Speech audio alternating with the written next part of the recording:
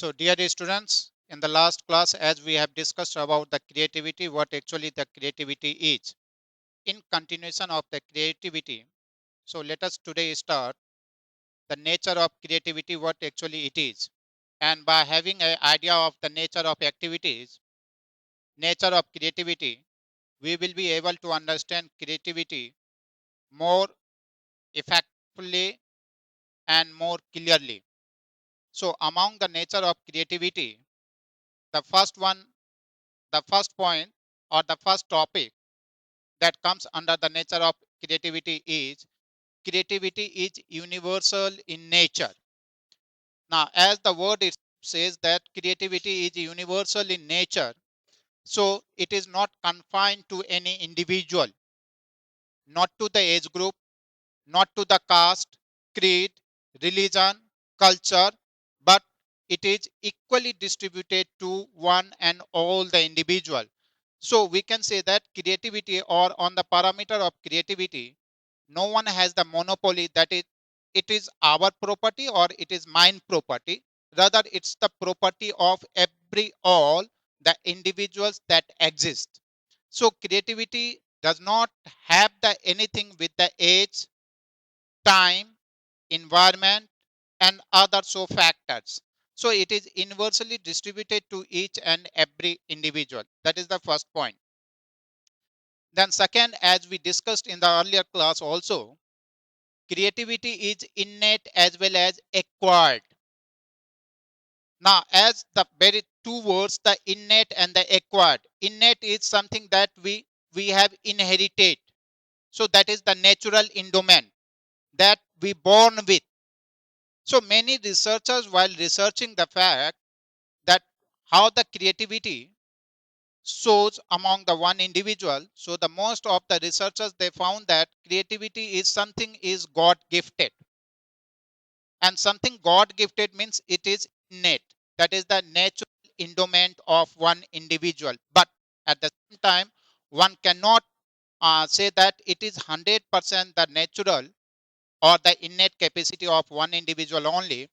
But at the same time, certain environmental factors do also take care of the creativity of one individual. That is how the education that gets, how one has been trained, how one has been nourished, and how the economical condition of the one individual. So all these parameters helps one individual to improve one's among themselves. So on this parameter, we can say that creativity is both innate as well as acquired behavior of one individual. So both innate as well as acquired behavior of one individual. Third point under this segment is creativity produces something new or the novel idea. As we know that what is the creativity? Creativity is something, the novel idea, newness. And if there is any novel idea or newness, then that is the creativity. So among the creativity, the third point is that it produces something new or the novel idea. Now, new or the novel idea doesn't means that it should be always a totally a new creation of the anything, or totally a new discovery of the anything, or totally a invention of anything. It may be or it may not be. So the things that is already discovered, is invented, and if those things is being produced in a new form, new shapes, by putting them in the different orders, can also be called as a creativity. Only the things that we have to take care of, it should not be the exactly what it is and putting it into the different juncture or at the different place. So that is not creativity. So reshaping the same things and putting in the differently orders can be a creativity. Now, similarly, in case of the chemistry or the mathematics, if you see, now what actually the chemistry, it happens, especially in case of the organic chemistry, only the if the molecular position, that is the chain, if it is being placed from one place to the another place, a creation of the new molecules takes place. So it does not means that there the entire things one has created or one has developed or invented. but already the things that exist in the nature artificially or naturally, and placing the something differently in different positions gives the different shapes. So that is a novel idea, that is a newness, and that is the creativity. Similarly, in case of the mathematical formula, reshaping the same formulae into the different form is a creativity. So creativity produces the something new or the novel idea. So in any form, if you produces the existing element or the existing things only, or the objects, if we place into the certain new orders, new shapes, new positions, then that is a creativity. So never ever thinks that creativity means we have to have the discovery of the new element or the inventions of anything. So it is, but besides that, placing or reshaping is also a novel idea, it also a creativity. The next point is creativity is adventurous and open thinking. Adventurous and open thinking, how it is. Now, as also I discussed, creativity means openness or the thinking, convergent thinking. So, in case of the open thinking, you can allow the students to give the answers in multiple ways. Now, if there are the number of answers, multiple answers of a single questions, and at the same time the teacher to be ready to accept all those multiple answers, and teacher should give the freedom to the students is whatever the things comes in your mind about the topic, that should be a focused one about the topic. It should not be irrelevant. If anything's the answer, the things comes up about the topic, that should be accepted by the teachers, and that is the openness. Does not means whatever I have uttered the word, whatever I have spoken, you have to respond in the same way, or you have to speak same words. So that is not openness. Openness means the students may on the same words of the teachers or may not be. So it should be a totally freedom to the students. So whatever the things comes on that topic to the students, and that should come to the teachers also. So it always, creativity is always openness in mind, and if there is no openness means no creativity at all. So all the creative persons, if you see, so there is the openness. Now just think of the Einstein. An apple fell on his head. Apple fell on his head, and he started thinking. That is the openness. So it does not mean that the apple might not have failed earlier to anybody else. It might have failed, but nobody thought in that way. Nobody thought in that way. And since he thought, he came with a new concept, new ideas, new discoveries in the field of science. So there should be always openness in mind, and always openness in mind leads to the adventurous of something. Means one goes for searching a new things about to this. Now, if we do like this, and what will happen to this? So something adventurous keeps on searching. What will happen? What will be the effect of these things if I will do like this? And there is the openness and the adventurous of the things is, or the things are. Then the next point we have, creativity carries the ego involvement. Ego. Now, where there is the creativity, there is the egoness. And the individuals, those who performs in any field outstanding, we find that there is the egoness. Yes, I have done it. And this is what the egoness is. Where the word I comes, I is simply a resemblance of egoness of one individual. So whenever we used to speak of the word I, so it gives us the sense of egoness. So creativity and egoness goes together. This is my creation. We do not say like this. And this is the creation what I have made. I have done it. And it is because of I the things has happened. So wherever there is the word I, so I is a simply resemblance of the egoness. And in case of this, one has the individual's identity on the word I, which shows the resemblance of the creativity. That is, one has involved everything up in doing or performing the particular things. So wherever there is the creativity, there is the I, there is the egoness of the one individual. And of course, one should have the ego, since one has given the everything for the completion of that word. And why should not have the egoness on that cases? Why should not have?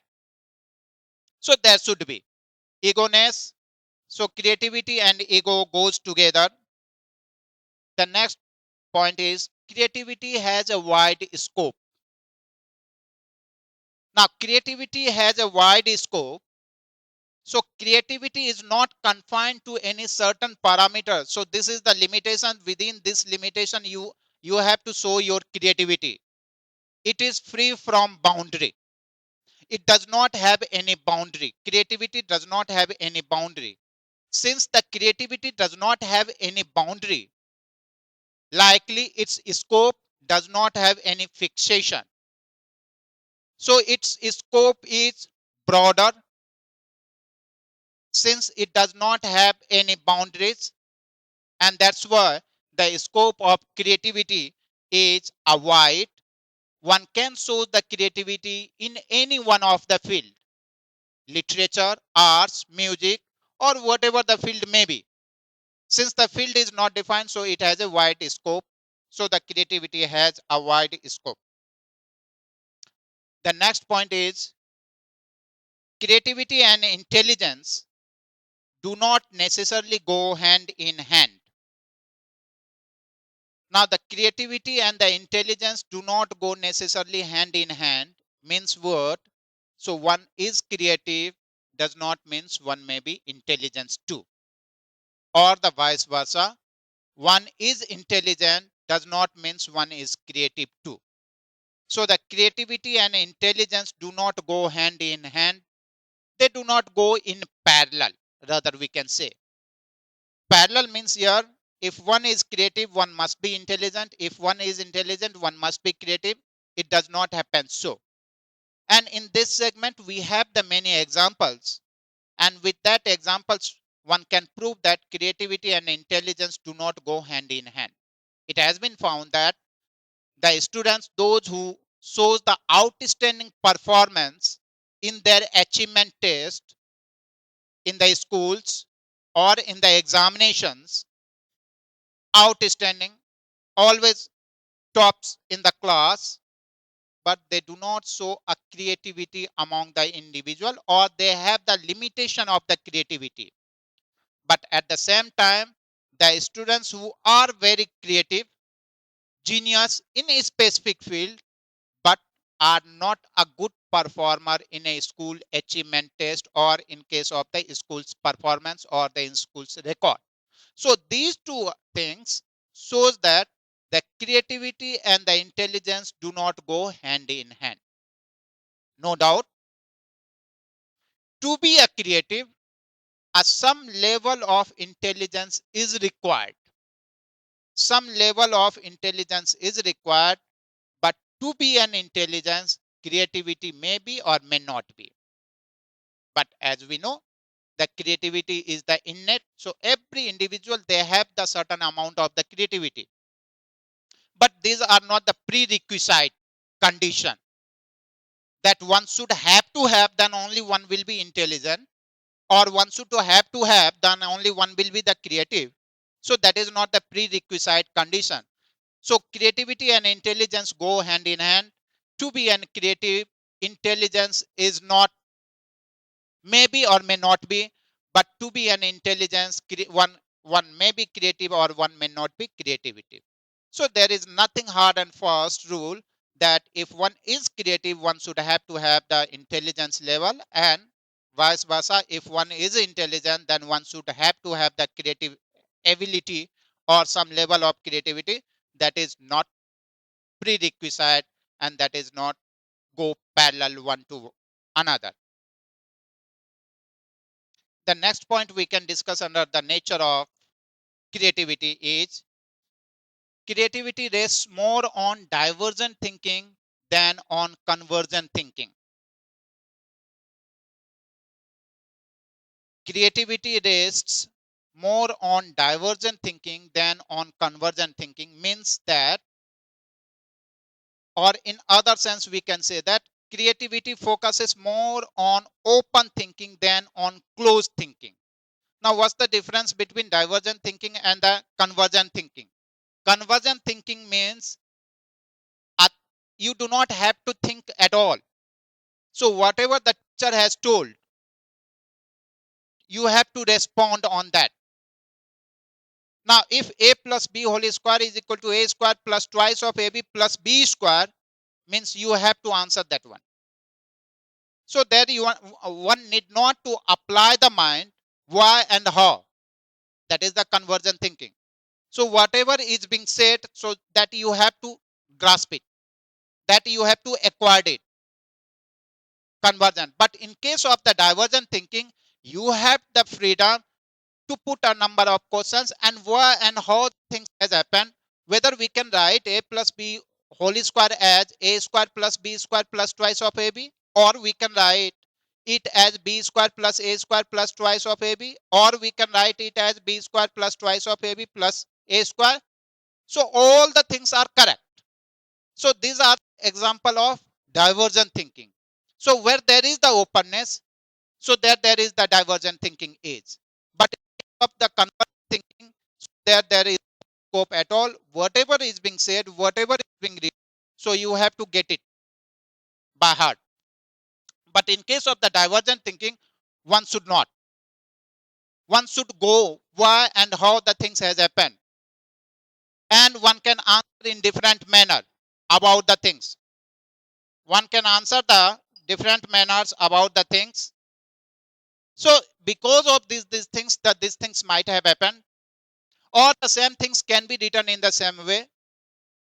So in case of the divergent thinkings, one allows the individual to answer in many responses or in different ways. So what may be the reason behind some students have scored 89%, some students have scored 60%? What may be the reason? Now, in case of the divergent thinking, there may be the number of the reasons may be. Someone says something, someone will say something. But in case of the convergent thinking, there may or may not be the reason. There may be the single reason. It is because of the students. Those who have performed nicely, they have scored. Those who haven't performed, they have not scored. So that may be a convergent thinking. But in case of the divergent thinking, in particular paper, the teacher has not taught effectively, efficiently, and so the student, most of the students, they have not performed or they have underperformed. So the student should be allowed to give whatever the things comes to their mind, and the teacher should be in a ready mood to accept all those suggestions, feedbacks given by the students. So then that is a divergent. Means of a single problem, there may be the numerous of answers, and of a single numerous of things, there is a single point. So is a difference between the convergent thinking and the divergent thinking. So the creativity rests more on the divergent thinking rather than convergent thinking. Next point we have is related with the previous point. Creativity cannot be separated from intelligence. Creativity cannot be separated from intelligence. In the previous point, we have seen that the creativity and the intelligence do not go hand in hand. Means they do not go in parallel.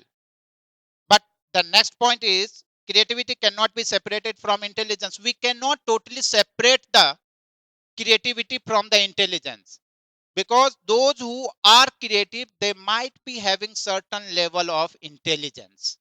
One cannot ignore from the fact that those who are creative, they do not have any level of intelligence.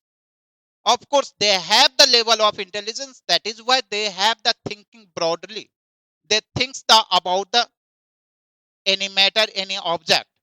Now, if one is involved in the thinking capacity, it shows that one has the intelligence. So the creativity cannot be separated from the intelligence. We cannot separate both of them. So if one is creative, means one has the level of intelligence, but vice versa may or may not be. If one is intelligence, one may not be creative. Like in the previous point, I cited one example. If one is intelligence, so intelligence on the basis of what? Intelligence on the basis of the information. So whatever the information is being asked by the teacher, and if the information is being given, so we say that the individual is intelligence. So intelligence is on the basis of information, but the creativity has nothing to do with the information. Say creative people, they goes beyond the information, gathering the information and doing in certain differently manners. But in case of the intelligence people, they do not go in differently manners. So whatever being asked, so if the answer is being given, information is being provided, so we consider them as an intelligence. To be a creative individual, one should have certain level. For example, if we have the certain level of the objective test we have conducted in a class, and the students, they have answered all the questions, so we can say that the students are intelligent, but we can't say that the students are creative on that parameter. So here intelligence is being reflected on the basis of the information that we try to gather, or that we try to get it from the students. So the information is being given by the students. So on that basis, we can say that the students are, our students are intelligent, but we can't say that our students are creative too. So from this point, it is clear mentioned that to be a creative, one has to have certain level of intelligence. Besides the intelligence, one cannot be a creative. And if we say that one is not having the intelligence, so one cannot be a creative. Likewise, the individuals, those have the intelligence level 0 to 25, 25 to 50, and 50 to 70. So they may not be a creative one. They may not be a creative one. The next point we have is the same thing related with this. Creativity and school achievement are not correlated. Creativity and school achievement are not correlated, means if one has performed outstanding in the school achievement record, does not means that one will be a creative one. And if one is doing bad, and vice versa, is that if one is creative, one may not perform outstanding in case of their school record or the school performance. So from here we can say that the creativity and the school achievement are not correlated, are not go parallelly, equally, simultaneously. The next is creativity and anxiety often go together. Creativity and anxiety often go together, means if one is creativity, now it is certainly that happens among the individually, that the anxiety comes within that. Now if there is the dedication to complete any sorts of work, and one completes by the 100% involvement of one individual, dedication behind the completion of the work, and after completion, so it's certain that if one is human, then the anxiety will come. A certain level of anxiety will come, but the level of anxiety is not that which is not controllable. So it is easily can be controlled. And as we have seen that, so since there is the egoness, and that egoness leads to the certain level of the anxiety. So in case of that, if we see the Pythagoras, and what has happened with the Pythagoras when he proved the theorem Pythagoras triplet or the Pythagoras theorem, what he did, he sacrificed 100 oxens. है ना? When the moment he comes to the conclusion with the Pythagoras triplet or the Pythagoras theorem, and with that anxietiness, he sacrificed the 100 oxen. And there is the anxietiness is. But that anxietiness is not that much, which can't be controlled. That is a momentable to certain time period. The anxiety comes, and that is something, it comes within. And after a moment, those anxiety automatically it vanishes and it goes off. So wherever there is the creativity, there is the anxiety, and often they go together. With the creative people, the anxiety is certain that they should have, and they have. So in this way, we can say that these are the different natures of creativity, and hopefully these natures of creativity will help us to understand the creativity more easily, more accurately, and whatever the doubts or the clarification if we need in case of the creativity, so it's open, we can have the clarification on this. And if any queries are among you people, we can take it. So if you have any questions on the nature of creativity, we can take.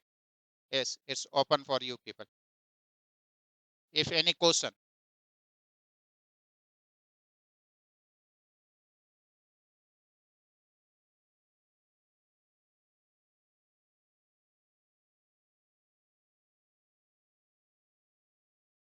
Hmm.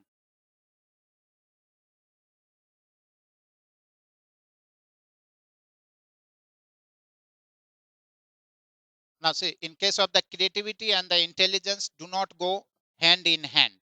Means they do not go in parallel. Means what? If you are creative, doesn't means you are intelligent too. Parallel. है ना? It will happen, or it would have gone hand to hand only if I am creative, I am intelligent too.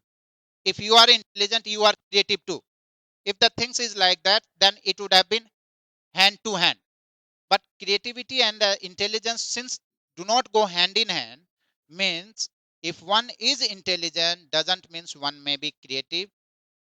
Vice versa. If one is creative, then doesn't means intelligence. In that segment, we have seen that the students, those who have performed very nicely, outstanding in their school record or in case of their classroom record, means they are intelligent, but they are not good in case of the creativity. They do not show any creativeness within the class. But at the same time, the individual who are very creative in certain field within a class does not shows outstanding performance in their school record. Means they do not go hand in hand. They do not go simultaneously or parallelly. So that is what the point is. Any more questions? Yes? No? I think that topic is clear to all of you. Okay, thank you.